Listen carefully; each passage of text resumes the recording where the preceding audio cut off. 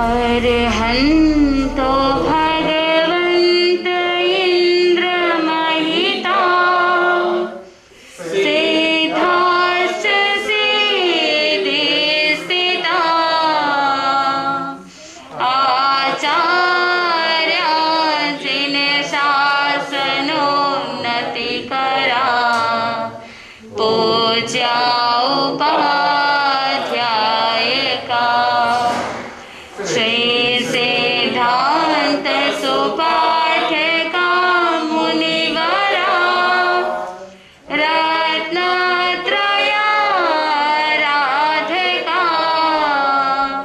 पंचैते परमेशिनं प्रतिदिनं कुर्वन्तु नो मंगलम् कुर्वन्तु नो मंगलम्। रागद्वेष के विजेता मोक्ष मार्ग के प्रतिपादक चरम तीर्थंकर श्रीमन भगवान महावीर स्वामी के चरणों में कोटि कोटि वंदन करते हुए एका भवावतारी चर्चा चक्रवर्ती भीष्म प्रतिज्ञाधारी अखंड बाल ब्रह्मचारी आचार्य सम्राट पूज्य श्री जयमल जी महाराज साहब के चरणों में कोटि कोटि वंदन करते हुए उन्हीं के 11वें पटधर सरल मना प्रशांत चेता आचार्य सम्राट पूज्य श्री सुखचंद्र जी महाराज साहब आगम विवेचक पंडित रत्न उग्र विहारी वचन सिद्ध साधक वर्तमान आचार्य प्रभु श्री पार्श्वचंद्र जी महाराज साहब घोर तपस्वी उपाध्याय प्रभु श्री गुणवंत चंद्र जी महाराज साहब मेरे अनंत आस्था के आयाम मम जीवन उद्धारक परम पूज्य गुरुदेव डॉक्टर श्री पदम चंद्र जी महाराज साहब के चरणों में कोटि कोटि वंदन करते हुए सभी गुरु भगवंतों के चरणों में वंदन करते हैं। 30,000 प्रश्न किए 36,000 और हर प्रश्न के लिए भी भगवान महावीर स्वामी को वंदन करते हुए ही पुनः पुनः उन्होंने क्या किया, प्रश्न का समाधान प्राप्त किया। कितना विनय होगा। और भगवान महावीर स्वामी ने भी, वो भी जानते थे कि गौतम स्वामी को सब पता है, लेकिन कहते हैं ना कि जैसे शंख से पानी आता है तो उसको क्या गिना जाता है, प्रसाद गिना जाता है। ठीक उसी प्रकार तीर्थंकर भगवंतों के मुखारविंद से जो वाणी होती है वो स्व प्रमाणित है, अलग से प्रूफ की आवश्यकता नहीं है। इसीलिए गौतम स्वामी ने भी प्रश्न किया और प्रभु महावीर स्वामी ने उसका उत्तर दिया। लेकिन उत्तराध्ययन सूत्र एक ऐसा आगम है जो प्रभु महावीर स्वामी को किसी ने प्रश्न नहीं किया, लेकिन जिस तरह से एक पिता अपने बच्चों को हित शिक्षा देते हैं, ठीक उसी प्रकार भगवान महावीर स्वामी ने हम सबके लिए उत्तराध्ययन सूत्र के माध्यम से ऐसी ऐसी शिक्षाएं दी कि एक साधु को कैसे रहना चाहिए, एक साधक को कैसे रहना चाहिए, एक श्रावक को किस तरह से जीवन जीना चाहिए, वो सारी बातें उत्तराध्ययन सूत्र के अंदर बता दी। एक भी ऐसा टॉपिक, एक भी ऐसा विषय पेंडिंग नहीं है जहां पर उत्तराध्ययन सूत्र में उसका उल्लेख नहीं किया हुआ हो। So we learn so many things in उत्तराध्ययन सूत्र and I somehow feel this is one of my favorite आगम। So जितनी बार भी पढ़ो ऐसा लगता है कि खजाना है और काफी सारे नया ज्ञान प्राप्त होता रहता है। So the moment you start reading this आगम, you will feel that this is a treasure of knowledge. So we are receiving the nectar of knowledge from भगवान महावीर स्वामी through उत्तराध्ययन सूत्र। उत्तराध्ययन सूत्र को वैसे मूल सूत्र 4 होते हैं, 11 अंग सूत्र, 12 उपांग सूत्र, 4 मूल सूत्र और 4 छेद सूत्र बताए जाते हैं, और कुछ परंपराओं के अंदर 6 छेद सूत्र माने जाते हैं। और देरावासी परंपरा के अंदर, श्वेतांबर परंपरा के अंदर और 10 प्रकीर्णक जुड़ जाने के कारण से 43 आगम हो जाते हैं। तो स्थानकवासी परंपरा के अंदर 32 आगम और डेरावासी के अंदर 45 आगम, और दिगंबर परंपरा के अंदर जो शतकंड आगम आदि जो शास्त्र होते हैं, आचार्य कुंदचार्य के माध्यम से जो भी ग्रंथ लिखे गए हैं, वो सारे के सारे शास्त्र ग्रंथ उनके मान्यता में आते हैं। तो चाहे जो कोई भी, चाहे वो 32 आगम हो, चाहे 45 आगम हो, चाहे ग्रंथ हो, उत्तराध्ययन सूत्र का अपना ही एक महत्व है। तो उत्तराध्ययन सूत्र को एक मूल सूत्र कहा। इसको मूल सूत्र क्यों कहते हैं? क्योंकि भगवान महावीर स्वामी के प्रवचनों का ये संकलन है, और इसके अंदर जो श्रमण होते हैं, जो साधु होते हैं, उनके मूल गुणों का विवेचन किया गया है। So the main concepts and main qualities of a shramana, of a sadhu is explained in this sutra. मूल यानी फाउंडेशन, मूल यानी root. So it is like a foundation of your house, जैसे घर की नींव होती है, तो नींव मजबूत होती है तो बिल्डिंग स्ट्रांग होगी. So similarly, this Uttradhyan Sutra is like a foundation for each and every sadhak. Whether it is a Shravak, whether it is a sadhu, it is a basic foundation for everyone to follow a basic code of conduct. तो भगवान महावीर स्वामी जब अंतिम देशना दे रहे थे तो निर्वाण प्राप्त करने से पहले वो प्रधान नाम का चैप्टर पढ़ रहे थे. हमने 2 दिन पहले भी हमने सुना था कि भगवान महावीर स्वामी ने 55 चैप्टर्स कल्याण फल विपाक का हमको बोध देने के बाद, 55 चैप्टर्स पाप फल विपाक का बोध देने के बाद 36 चैप्टर्स अपृष्ठ व्याकरण का बता रहे थे, और वही 36 चैप्टर्स उत्तराध्ययन सूत्र का है ऐसा माना जाता है. तो सबसे पहला अध्ययन है विनय श्रुत, क्योंकि जब भी कभी धर्म की बात आती है, जब भी कभी कोड ऑफ कॉन्डक्ट की बात आती है, जब भी साधक के स्पिरिचुअल अपलिफ्टमेंट की बात आती है, तो first thing what is taught is humbleness, humility. जब तक विनय गुण प्रकट नहीं होता तब तक सारे गुण अवगुण बन जाते हैं, और जिस दिन विनय गुण भीतर से प्रकट हो गया तो सारे अवगुण किस में कन्वर्ट हो जाएंगे? गुण में कन्वर्ट हो जाएंगे. So it is very important to learn the art of humbleness, how we can actually elicit the quality of humility from within. So humbleness is the key to unlock your soul potential in the human birth. मनुष्य जन्म को प्राप्त करते हुए हम अपने आत्मा के गुणों को कैसे प्रकट करना, अपने गुणों को जो आवृत हो गए हैं, ज्ञानावरणीय दर्शनावरणीय कर्मों के बारे में आपने सुना, तो उन कर्मों के आवरण के कारण से जो गुण ढके हुए हैं उनको हम विनय गुण से क्या कर सकते हैं? अनलॉक कर सकते हैं.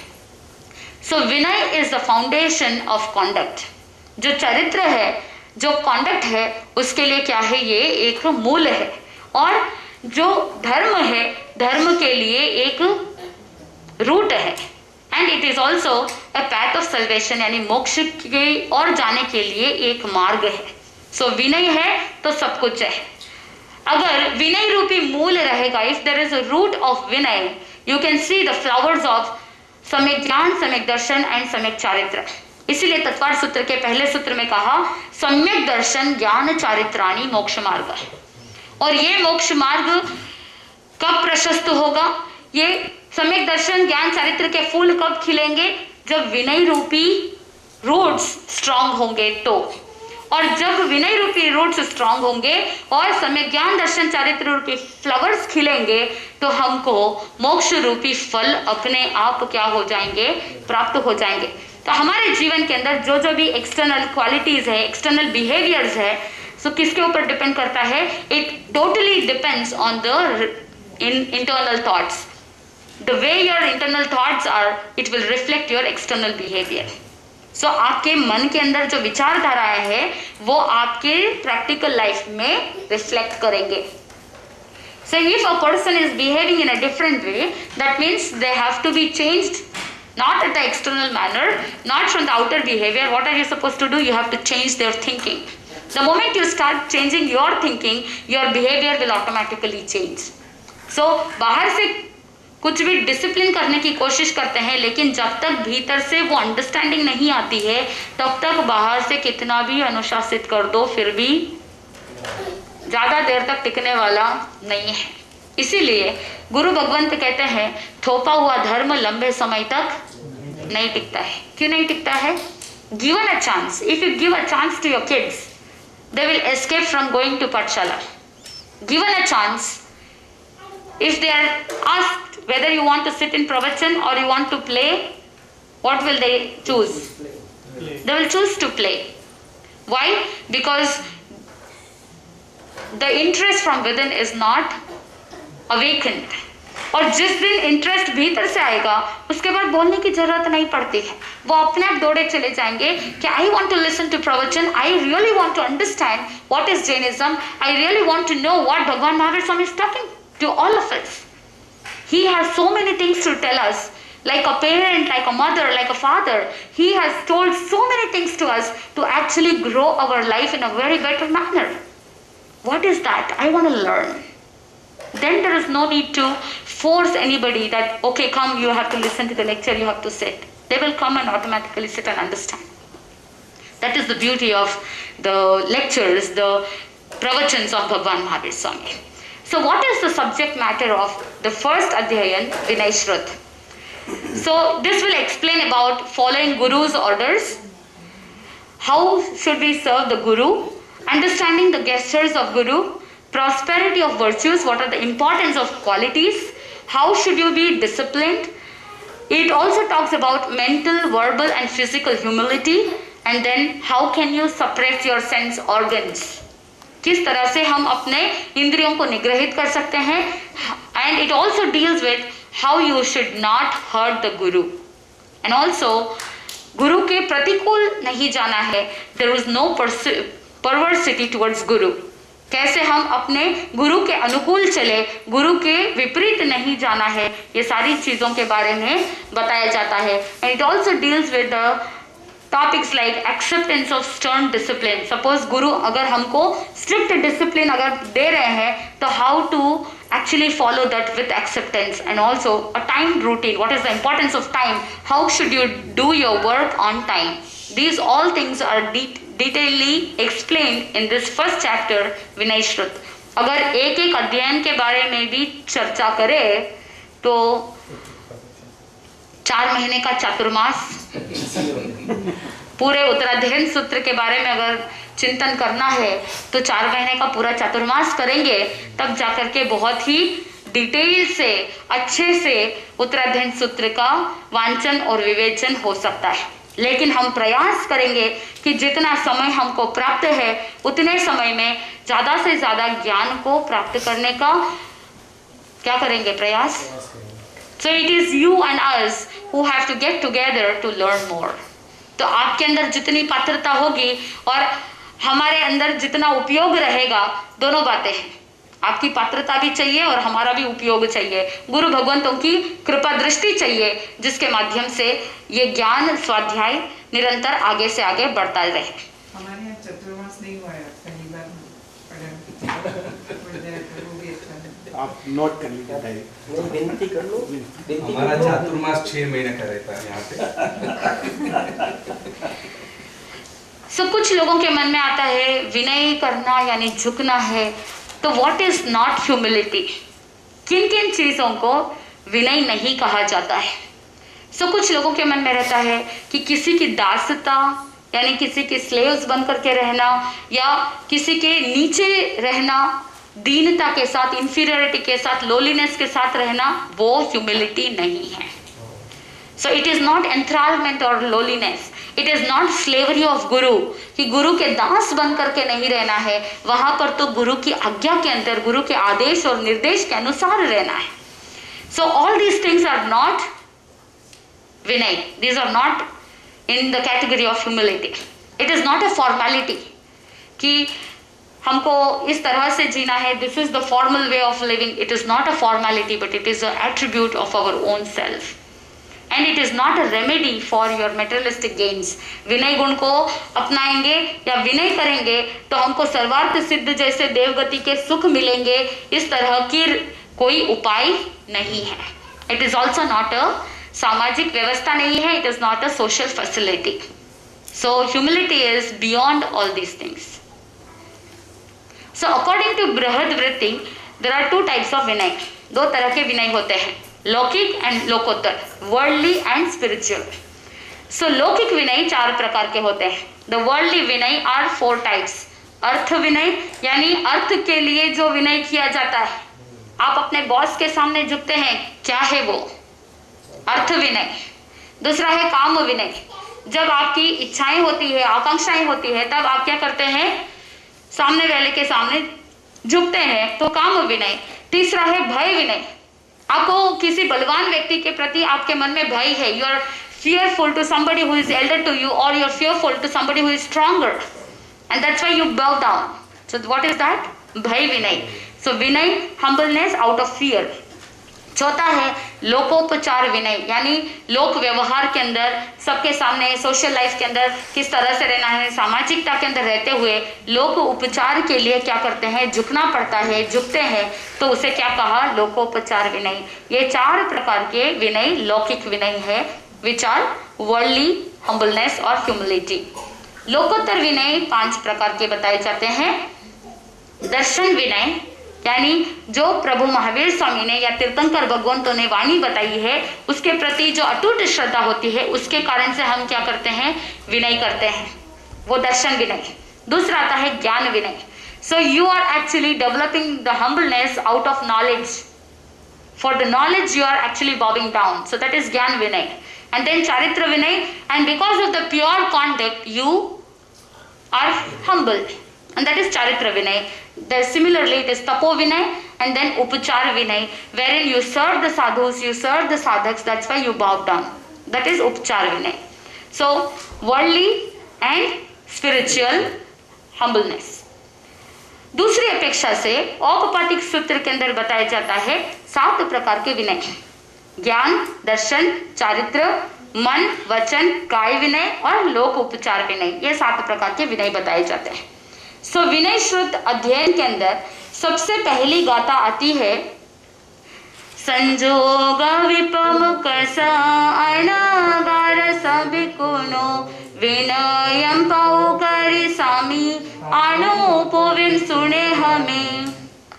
अगमकार बताते हैं संजोग विपमुख, संसार के अंदर संयोग स्वाभाविक है और ये जो संयोग से जो साधक विप्र मुक्त होता है, सो अणगार यानी साधु, अणगार को भिक्षु भी कहा, भिक्षुणो यानी भिक्षु, अणगार यानी साधु। तो भिक्षु कह दो, अणगार कह दो, दोनों एक ही है। तो अणगार किसे कहा, साधु किसे कहा? अगमकार कहते हैं कि जो संयोग से विप्र मुक्त है, जो संयोग से मुक्त हो गए हैं। किस तरह का संयोग? आसक्ति रूपी संयोग से मुक्त हो गए। तो संयोग 2 प्रकार के बताए जाते हैं, इष्ट संयोग और अनिष्ट संयोग। जहां पर इष्ट संयोग है वहां पर भी प्रॉब्लम है और जहां पर अनिष्ट संयोग है वहां पर भी प्रॉब्लम है। सो इष्ट संयोग यानी all the capabilities where you like it, you receive what you like it, that is इष्ट वियोग, इष्ट संयोग। तो इष्ट संयोग के अंदर राग भावना रहती है, अटैचमेंट होता है, because things which you receive what you like, you actually attain attachment towards that. And जो इष्ट वियोग हो अनिष्ट संयोग हो जाता है, things which you don't like and you receive them, you don't like them, and that's why there is hatredness, there is unlikeness, there is aversion. तो ये इष्ट संयोग और अनिष्ट संयोग दोनों क्या है, अच्छे नहीं है। और जो साधक इष्ट और अनिष्ट संयोग दोनों से मुक्त हो जाता है उसे अणगार कहा, उसे भिक्षु कहा। सो जितने भी सांसारिक क्रियाएं हैं, जितने भी सांसारिक बंधन हैं, उन सभी बंधनों से जो साधु मुक्त रहता है वो साधक अपने गुरु के सामने झुकता है। And faithfully he listens to and accepts the words of Guru and obeys the command of Guru, that he is called as a sadhu, he is called as a sadhak. So भगवान महावीर स्वामी ने जो साधु के लिए code of conduct बताया उसी तरह से ये श्रावक श्राविकाओं के लिए भी फिट इन होता है। So this is really a beautiful chapter which will tell you what kind of worldly ties you are actually dealing with. So जो संयोग है, जो कनेक्शन है, वो 2 तरह के होते हैं, एक बाह्य संयोग और दूसरा अभ्यंतर संयोग, external circumstances and connection towards internal circumstances. बाह्य संयोग कैसे होते हैं? Family, home, wealth, food grains और भी जो कुछ भी धन धान्य सब कुछ होते हैं, बाहरी संयोग जो होता है वो सब बाह्य संयोग बताए जाते हैं। And what are the internal circumstances, internal connections? मोह है, कषाय है, अटैचमेंट है, प्रेम भावना है, काम वासनाएं हैं, अफेक्शंस है, ये सारी की सारी क्या है? अभ्यंतर संयोग है। तो what are we suppose to do? We have to disconnect ourself from all the external and internal connections, all the circumstances. That is how we can actually grow more spiritually. So what are the synonyms of Vinay? So there are 3 synonyms of Vinay. 3 अर्थ बताए जाते हैं. सबसे पहला अर्थ है नम्रता, humility, दूसरा है चारित्र, conduct, and तीसरा है अनुशासन, डिसिप्लिन. सो ये 3 नाम या 3 अर्थ विनय के किए जाते हैं.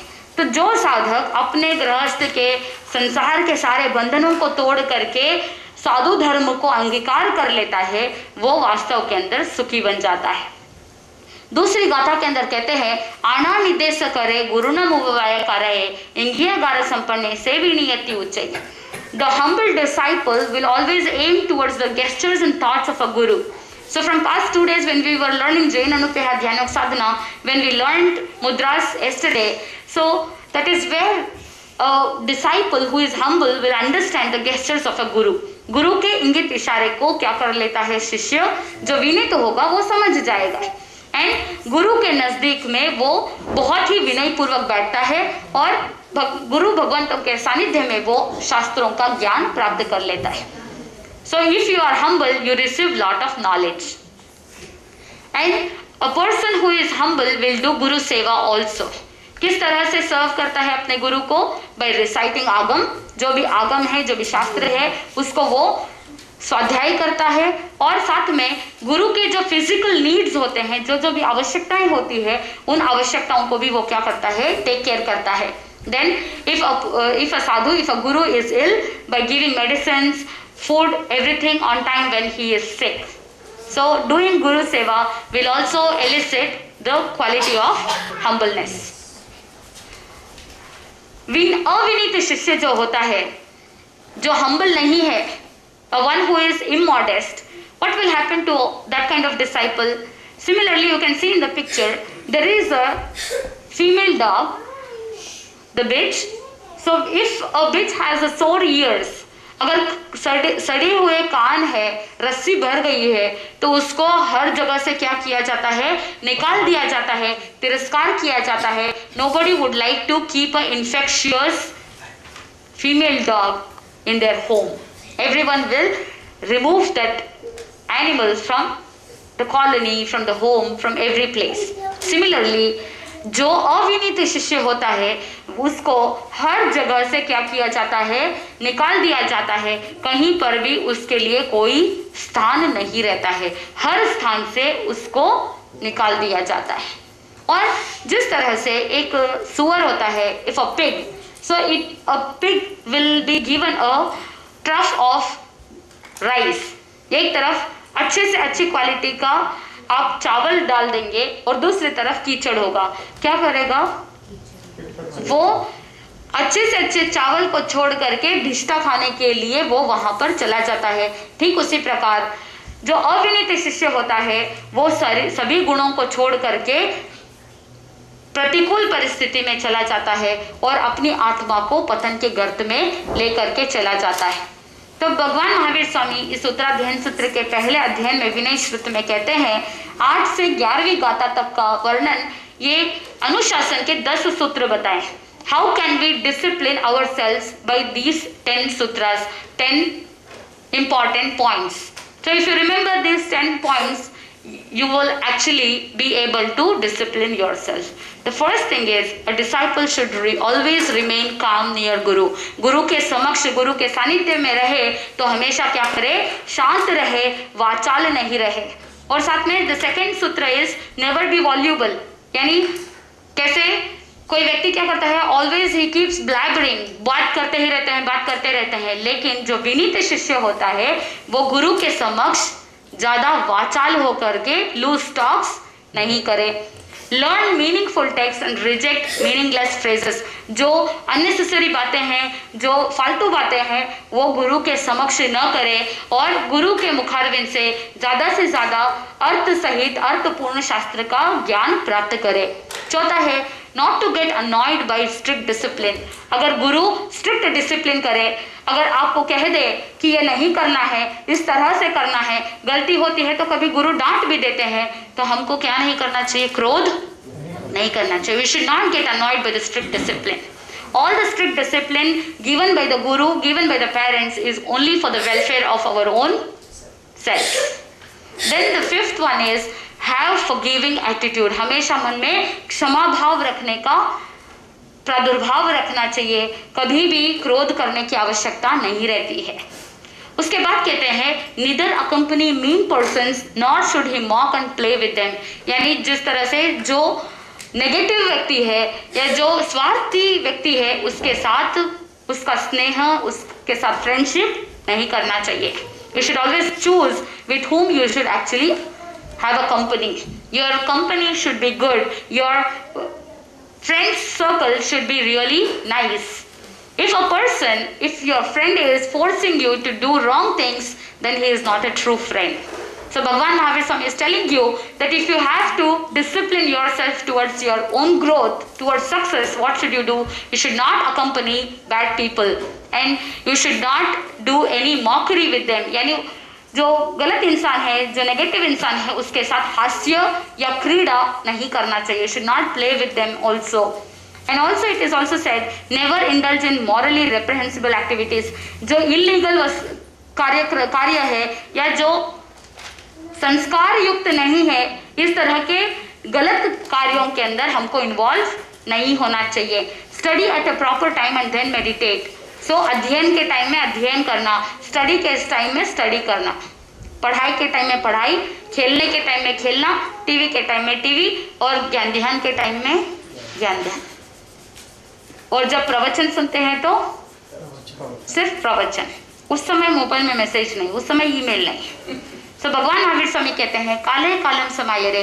जो साधक समय को जान लेता है वो सर्वज्ञ बन जाता है, जो काल को जानता है वो कालज्ञ बन जाता है, और जो साधक वर्तमान में जीता है वो एक दिन क्या बन जाता है? वर्धमान बन जाता है. समय की वैल्यू है, टाइम की वैल्यू है. तो जिस समय में जो कार्य करना है उसी समय करना है. अगर खाने के टाइम में आप अगर काम लेकर के बैठेंगे तो खाना नहीं खा पाएंगे, और जब खाना नहीं खाएंगे तो शरीर में न्यूट्रिशन नहीं रहेगा, शरीर में ताकत नहीं रहेगी, और जब शरीर में वीकनेस आ जाती है तो फिर स्वभाव चिड़चिड़ बन जाता है, गुस्सा करते हैं, शरीर में वीकनेस आएगी. तो आपका गुस्सा किसके ऊपर निकलता है? अरे बोल तो दीजिए. हमेशा क्रोध नीचे की तरफ ही फ्लो होता है. बॉस जो सीईओ होता है कंपनी का, वो किसके ऊपर गुस्सा करेगा? मैनेजर के ऊपर. मैनेजर किसके ऊपर गुस्सा करेगा? एम्प्लॉइज के ऊपर. एम्प्लॉइज किसके ऊपर करेंगे? उनसे नीचे जो ग्रुप डी वर्कर्स है वो किसके ऊपर करेंगे? घर आके उसकी पत्नी के ऊपर. पत्नी किसके ऊपर? बच्चों के ऊपर. और बच्चों के पास दूसरा कोई ऑप्शन नहीं रहता किसके ऊपर गुस्सा निकालना, तो वो उनके टॉयज के ऊपर गुस्सा निकालते हैं, चीजें तोड़ते हैं, फोड़ते हैं, and then you blame kids, they are doing this, they are doing that. ये क्रोध नीचे की तरफ फ्लो होता है. कभी भी आप नोटिस करना, क्रोध कभी ऊपर की तरफ नहीं फ्लो होता है. So it is always downfall. So Bhagwan Mahavir स्वामी कहते हैं जिस समय जो कार्य करना है उस समय वो कार्य कर लेते हैं तो हमेशा मन प्रसन्न रहता है. अध्ययन के टाइम में अध्ययन करना, और अध्ययन करने के बाद ध्यान करना, मेडिटेशन करना, चिंतन करना. So Gurudev used to teach us this technique when we were in college. तो जो कुछ भी हमने धर्म का पढ़ा है उसके बाद ध्यान करना, और स्कूल की पढ़ाई, कॉलेज की पढ़ाई करते हैं तो वो पढ़ाई करने के बाद भी 2 मिनट क्या करना? ध्यान करना. इससे क्या होता है कि 1 घंटे में हमने जो पढ़ाई की है वो याद रहेगा, because you are meditating on what you studied. So this will help you enhance your memory. Bhagwan Mahavir स्वामी पहले से कह रहे हैं हाउ टू बी डिसिप्लिन. अगर हर एक बच्चे को इसका ज्ञान दिया जाए there is no problem. You agree with me? उसके बाद भगवान महावीर स्वामी कहते हैं you should talk less.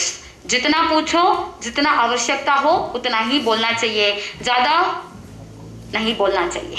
और कहते हैं कि अगर कभी कोई गलती हो जाती है तो अपने गुरु से छुपाए नहीं, और जैसा है वैसा ही गुरु के सामने क्या करना चाहिए?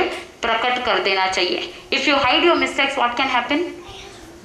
It will destroy your qualities. So if your child is making some mistakes, you have to develop that kind of confidence that the kid can come and tell you what mistakes he did. And then आपके मन में भी इस तरह की भावना होनी चाहिए कि संभाव पूर्वक उसकी सारी बातों को क्या करना, without judging the kid, you have to listen to what he is talking. Then only the child will explain everything what happened. अगर आप वहीं पर बीच बीच में जजमेंटल होते रहेंगे तो बच्चे ओपन अप नहीं हो पाते. सो चाहे बच्चे हो चाहे बड़े हो, हर एक के लिए एक ही सिद्धांत है. गुरु के समक्ष छठे से नन्हे मुन्ने से बालक जिस तरह है वैसा का वैसा बोल देते हैं, सो उसी तरह से जब हम अपने पापों की आलोचना करते हैं तो गुरु के समक्ष क्या बन जाना, एक नन्हे मुन्ने से बालक के जैसे बन जाना और ओपन बुक के समान पूर्ण रूप से अपनी सारी गलती को स्वीकार करते हुए अपनी पापों की आलोचना कर लेना। And that is how we can become more disciplined. आगम के अंदर और कहा जाता है विनय सूत्र के अंदर, An immodest disciple needs the whip of a teacher's command like an untrained horse। जैसे एक अड़ियल घोड़ा होता है, उस अड़ियल घोड़े को बैलेंस करने के लिए, उस अड़ियल घोड़े को अनुशासित करने के लिए, डिसिप्लिन करने के लिए उस घुड़सवार को क्या करना पड़ता है, बार बार चाबुक से मारना पड़ता है और उसको सही रास्ते पे लाना पड़ता है। ठीक वैसे ही जो अविनीत शिष्य होता है उसको गुरु को क्या करना पड़ता है, बार बार गुरु को बोलना पड़ता है, डांटना पड़ता है, और जिसके कारण से कभी कभी गुरु के मन में भी असमाधि हो सकती है। तो अविनीत शिष्य किसी का भला नहीं कर पाता है।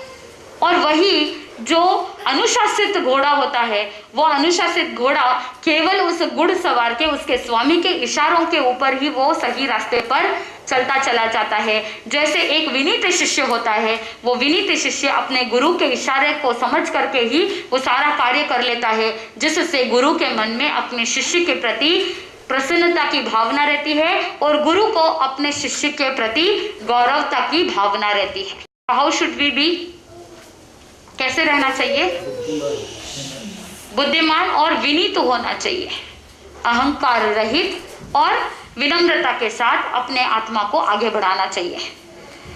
उज्जैनी नगरी के अंदर चंड रुद्राचार्य का वर्णन आता है। चंड रुद्राचार्य जिस समय वृद्धावस्था के अंदर थे, एक बार क्या हुआ, जब उज्जैनी नगरी के अंदर वो काफी वृद्ध हो गए थे, विहार परिचर्या करना पॉसिबल नहीं था, तो वह एक स्थान पर, धर्म स्थान पे वहां पर रुके हुए थे। तो उस उद्यान के अंदर जब रुके हुए थे तो एक बार एक नवविवाहित युवक अपने दोस्तों के साथ उस स्थान पर आता है। आ करके चंड रुद्राचार्य को कहने लगता है कि भगवान आप मुझे क्या करो, आप मुझे संसार से तार दो, kindly uplift myself from this mundane world, from this all the worldly activities, kindly please uplift me. तो उस समय सारे जो फ्रेंड्स होते हैं वो फ्रेंड्स कहते हैं कि ये तो मजाक कर रहा है, ये आपको चिढ़ा रहा है, इसकी अभी अभी शादी हो गई है। चंड रुद्राचार्य को आया गुस्सा और उस गुस्से के अंदर आकर के, क्योंकि अविनय था, अविनीत शिष्य के कारण से या अविनय के कारण से कभी कभी गुरु को क्या आ सकता है, अप्रसन्नता और क्रोध भी आ सकता है, क्योंकि उनके बिहेवियर के कारण से।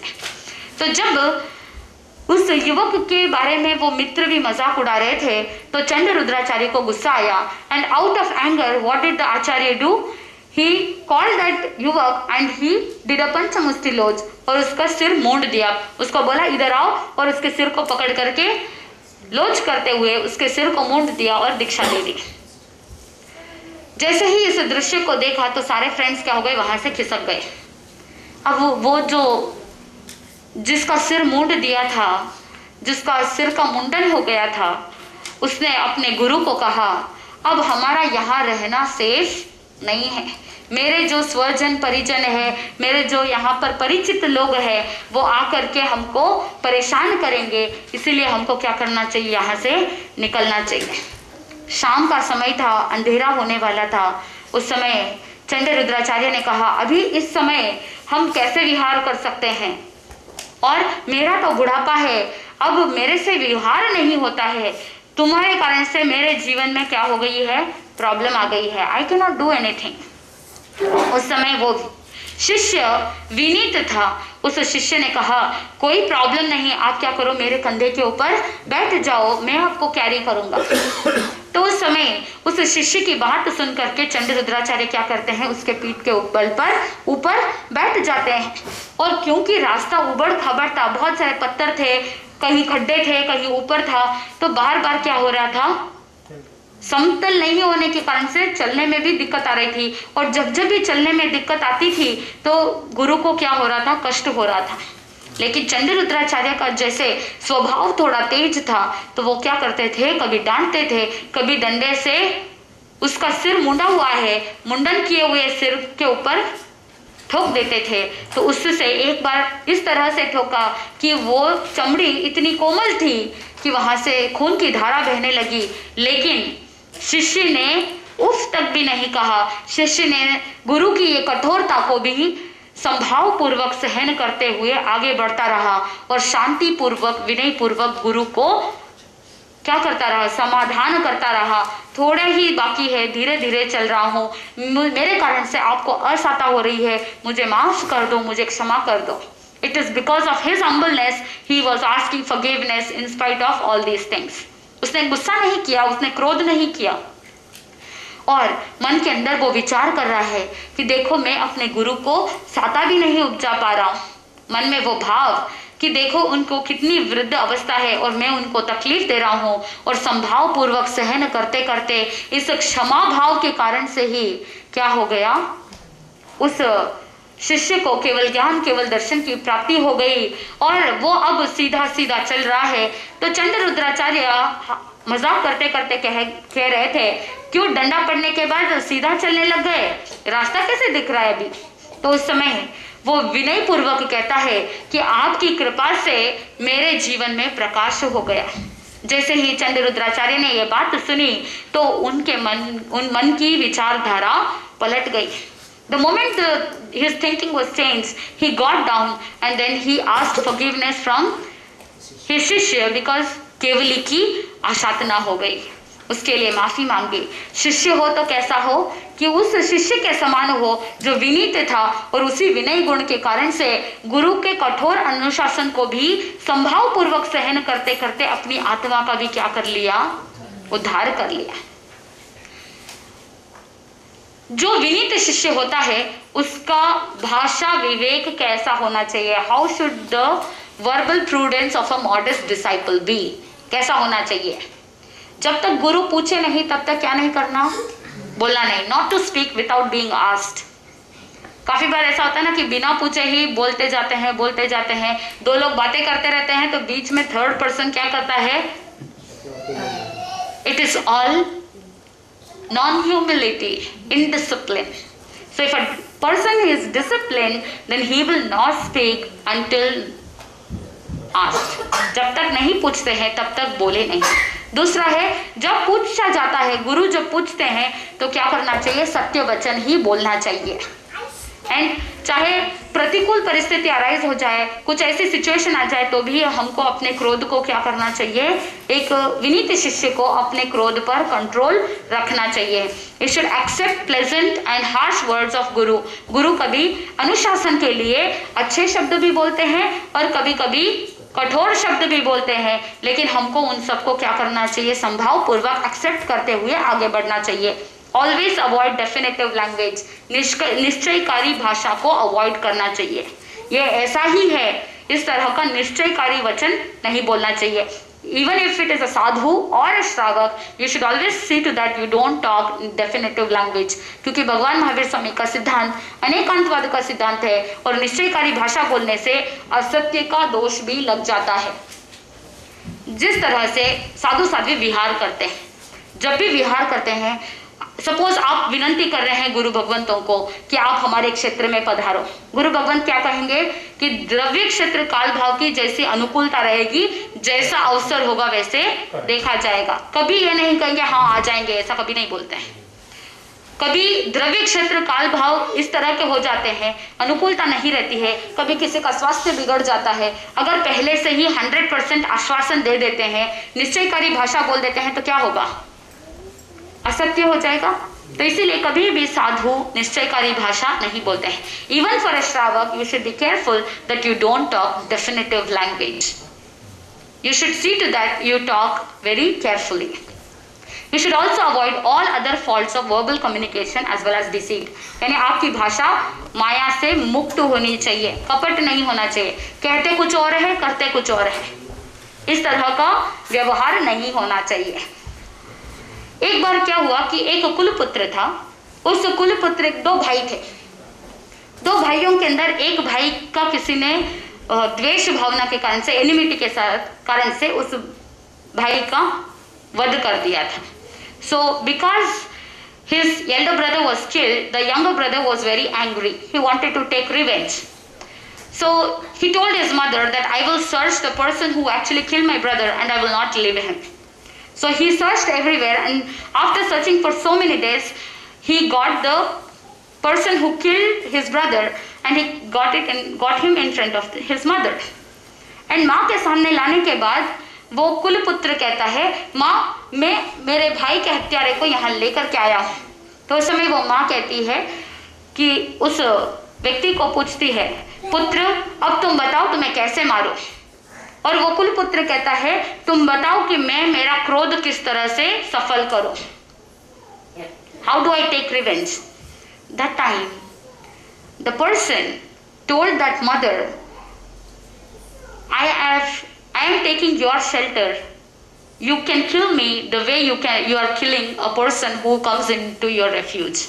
जिस तरह से शरणागत को जिस तरह से मारा जाता है, वैसे तुम क्या करो, मुझे मार दो। क्या शरणागत की हिंसा की जाती है?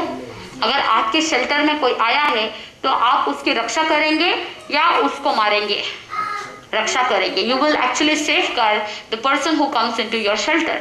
So that time the mother says that generally if a person comes to someone's refuge, they are not killed. They cannot be killed. So because of your polite words, you are actually escaping from the punishment. तो उस वचन विवेक के कारण से, नम्रता के कारण से, उसकी हिंसा से वो अपने ही मृत्यु से बच जाता है। तो वो माँ कहती है कि तुम्हें इसको मार नहीं सकते हैं। तो वो कुलपुत्र कहता है कि फिर मैं अपने क्रोध को कैसे सफल करूं। तो माँ कहती है कि हर सिचुएशन में हमेशा क्रोध को सफल नहीं किया जाता है। कभी कभी ऐसी परिस्थिति में क्या करना चाहिए, अपने क्रोध को विफल करना ही श्रेयस्कर होता है। It is not necessary that you have to show your anger at all situations. Sometimes it is better to nullify your anger. Sometimes it is evident that you have to show your anger to get the person on track. But many times, many situations, there is no need to actually become angry. You can actually dissolve that anger. So what is the difference between subjugation by self and others? गाथा 15 के अंदर कहते हैं, अपाचेव दमे यवो अपाहु खलु दुदमो अपादंतो सुही होई असीम लोये परथया। यानी जिस तरह से कहते हैं, अगर कोई आत्मा का दमन करना ही श्रेष्ठ माना जाता है, it is very much better to subjugate our own self. जो मोक्ष का अभिलाषी होता है वो अपने इंद्रियों को और अपने कषायों को तप और संयम के माध्यम से क्या करता है, शमन कर देता है। He will subdue his senses and passions by austerities and restraint. इससे क्या होगा, तप और संयम के माध्यम से अगर अपने इंद्रियों को और अपने कषायों को सब्जुगेट करता है तो उससे व्यक्ति अपने आत्मा को राग और द्वेष से बचा सकता है। It is very much useful to safeguard yourself. और अगर हम अपनी आत्मा का स्वयं दमन करते हैं तो इससे सकाम निर्जरा होती है। और अगर दूसरे हमको कंट्रोल करते हैं तो उससे क्या होगा, आप लाचारी मजबूरी में अपने आप को दमन कर रहे हैं, सब्जुगेट कर रहे हैं। तो when somebody subjugate you then it is akam nirjara. सकाम निर्जरा नहीं होती है क्योंकि दूसरे लोग आपको कंट्रोल कर रहे हैं। और जब अकाम निर्जरा होती है तो वहां पर डिपेंडेंसी होती है, किसी के प्रति हम डिपेंड होते हैं, वहां पर रिएक्शंस होते हैं, प्रतिक्रिया होते हैं। क्योंकि दूसरा अगर आपको कंट्रोल करेगा तो आप क्या करेंगे, you will react to that subjugation. और मन के अंदर तनाव रहेगा, मन में दुख रहेगा। क्यों रहेगा, क्योंकि वहां पर राग और द्वेष की भावना होती है। Now tell me, is it better to subjugate our own self or it is better to get subjugated by others? खुद को खुद से कंट्रोल करना अच्छा है या दूसरे हमको कंट्रोल करे तो अच्छा है? इट इज ऑलवेज बेटर कि हम अपने आप को कंट्रोल करें। सो यहाँ पर स्वेच्छनक हाथी का वर्णन आता है। एक बार क्या हुआ कि एक युद्धपति क्या करता था कि कुछ हाथियों को मार देता था। तो एक हथिनी थी, वो हथिनी अपने बच्चे को बचाने के लिए, युद्धपति से बचाने के लिए, वो हथिनी एक जो महात्मा जी होते हैं, जो ऋषि मुनि होते हैं, उनके उस उद्यान के अंदर, उस जंगल के अंदर प्रसव पीड़ा को सहन करते हुए अपने एक बच्चे को, उस गज शिशु को जन्म देती है। अब वो गज शिशु ऋषि मुनियों के आश्रम के अंदर रहने लगा। जिस तरह से ऋषि मुनि उद्यान का पेड़ पौधों का सिंचन करते थे, ठीक वैसे ही ये हाथी भी उन पेड़ पौधों का सिंचन करता था। इसीलिए उस हाथी का नाम रखा गया सेचनक हाथी। और ये सेचनक हाथी जब उस आश्रम के अंदर रहने लगा तो जैसे जैसे वो बड़ा होता गया, ये सेचनक हाथी क्या करता है, कभी मद चढ़ जाता है तो वो जो युद्धपति था उस युद्धपति को मार करके वो स्वयं युद्धपति बन जाता है। The leader of all the elephants, युद्धपति यानी leader of all the elephants. तो वो युद्धपति को मार करके स्वयं युद्धपति बन जाता है। और उसके बाद वो क्या करता है कि जो महात्मा जी थे, जो ऋषि मुनि थे, उनके आश्रम को, उनकी कुटिया को भी तोड़ देता है। अब सारे तापस परेशान हो गए और राजा श्रेणिक को जाकर के कंप्लेन करते हैं। राजा श्रेणिक ने सोचा कि अब क्या करना चाहिए, हाथी को कंट्रोल में लाना चाहिए। और राजा श्रेणिक के अंदर इतनी क्षमता है कि वो आराम से हाथी को अनुशासित कर सकते हैं, उसको जकड़ करके बंधन में डाल सकते हैं। एक देव ने देखा कि सेचनक हाथी को राजा श्रेणिक क्या करेंगे, बंदी बना लेंगे, बंधन में डाल देंगे। तो उस समय देव ने सेचनक हाथी के कान में जाकर के कहा, पुत्र, राजा श्रेणिक के हाथ से जकड़, वो तो वैसे भी तुम्हें जकड़ेंगे और बंधन में बांधेंगे, तो तुम स्वयं ही अगर उनके अधीन बन जाओ या अगर तुम उनके सामने समर्पित हो जाओगे तो उनके द्वारा तुम्हें प्रताड़ित होने की आवश्यकता बिल्कुल भी नहीं रहेगी। You don't have to get all the trouble from Raja Shrenik because he will definitely get control over you. So it is always better that you surrender yourself. तो सेचनक हाथी क्या करता है, राजा श्रेणिक आए और उसको कंट्रोल करे उससे पहले ही क्या करता है, अपने आप को राजा श्रेणिक की गजशाला में जाकर के अपने आप को उस खंबे से बंधा लेता है। तो स्वयं की आत्मा का दमन करना बहुत ही श्रेष्ठ कर माना जाता है। दूसरे हमको कंट्रोल करे, इससे अच्छा है जो विनीत शिष्य होता है, जो डिसिप्लिन्ड व्यक्ति होता है, वो अपने आत्मा का स्वयं दमन करता है। So what are the benefits of vinay? कुछ लौकिक और कुछ लोकोत्तर बेनिफिट्स है। So a modest disciple receives fame in the world. जो भी विनयवान होता है उसका हर जगह पर यश कीर्ति फैलता है। So everyone will like a humble person and becoming a refuge for all religious people. जितने भी धार्मिक लोग होते हैं उन सब के लिए वो आश्रयदाता बन जाता है। और जितने भी सीनियर्स होते हैं, जो बड़े साधु होते हैं, जो आचार्य होते हैं, वो भी विनयवान शिष्य से प्रसन्न होते हैं। In turn gets benefited by vast shrut gyan. आचार्य भगवान और जो बड़े श्रुत स्थविर मुनि होते हैं उनका फेवरेट बन जाते हैं, उनके निकट हो जाते हैं। तो गुरु भगवंतों के सानिध्य में रहेंगे तो ज़्यादा से ज़्यादा शुद्ध ज्ञान की प्राप्ति होगी। So he becomes free from all doubts. ज्ञान होगा तो सारी शंकाएं, डाउट्स दूर हो सकते हैं। He gains wealth of action, यानी कर्म संपदा प्राप्त हो जाती है और गुरु के प्रसन्नता के लिए एक बहुत अच्छा स्रोत बन जाता है। जो विनयवान होता है वो साधक सही रूप में तप और समाधि को अपने जीवन में अकम्प्लिश कर लेता है। जहां विनय है तो सारे गुण है। You can see there are so many qualities which are actually received because of humbleness and because of vinay he can block all the inflow of karmas. जो भी आत्मा के अंदर कर्म आ रहे हैं वो आश्रय का द्वार भी क्या हो सकता है, बंद हो सकता है। और जो 5 महाव्रत है उन 5 महाव्रतों को भी सही रूप से फॉलो करते हुए अपने आत्मा को उन्नति की ओर आगे बढ़ा सकता है। चाहे देवता हो, चाहे मनुष्य हो, चाहे गंधर्व हो, सभी लोग उनको नतमस्तक हो जाते हैं। देवता भी सेवा में तत्पर बन जाते हैं। So on abandoning the existing body या अटेन्स अ स्टेट ऑफ सिद्धि, या तो सिद्ध गति को प्राप्त करता है या महर्तिक देव बनता है। क्योंकि जो विनयवान होता है वो कर्मों के लोड को क्या कर देता है, कम कर देता है। तो जो विनयवान शिष्य होता है उसको किस तरह से जीवन जीना चाहिए, कुछ और डिसिप्लिन की बातें विनय श्रुत के अंदर बताते हैं कि एक विनीत शिष्य को कैसे बैठना चाहिए, कैसे उठना चाहिए। जैसे आचार्य भगवंत है या गुरु है तो तो शिष्य को अपना आसन गुरु से मोटा या बड़ा नहीं होना चाहिए। गुरु से हमेशा क्या करना चाहिए? थोड़ा नीचे होना चाहिए, पतला होना चाहिए। गुरु के अड़ करके, जांग से जांग सटा करके नहीं बैठना चाहिए। गुरु के एकदम चिपक करके नहीं बैठना चाहिए। गुरु से थोड़ा सा दूर बैठना चाहिए। और गुरु के सामने हाथ बांध करके नहीं बैठना चाहिए। गुरु के सामने पैर को ऊंचा करके भी नहीं बैठना चाहिए, पांव पसार के नहीं बैठना चाहिए। तो ये सारे अनुशासन है। एक विनीत शिष्य होता है तो ये सारे अनुशासन को फॉलो करता है। और जब भी कोई प्रश्न हो तो उसको वंदन करते हुए विनय पूर्वक प्रश्न करे, क्योंकि प्रश्न करने की भी एक कला है। जहाँ विनय पूर्वक प्रश्न किया जाता है तो उस शंका का समाधान अनायास हो जाता है। तो जब गुरु भगवंतों के समक्ष आप जाओ और प्रश्न करो तो क्या करना चाहिए? वंदन करते हुए विनय पूर्वक विनय आसन में बैठ करके प्रश्न करना चाहिए। और अनुशासन कैसे फॉलो करना चाहिए कि जब गुरु शिष्य को आवाज दे तो वहीं पर आसन पर बैठे बैठे ही हाँ बोलिए, क्या बोल रहे हैं, इस तरह से नहीं बोले।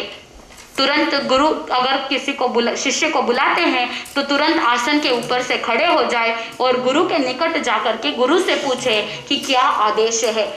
जो विनीत शिष्य होगा, चाहे 10 बार गुरु काम के लिए आना जाना करा रहे हैं, फिर भी मन में क्रोध के भाव या खिन्नता की भावना नहीं रखे।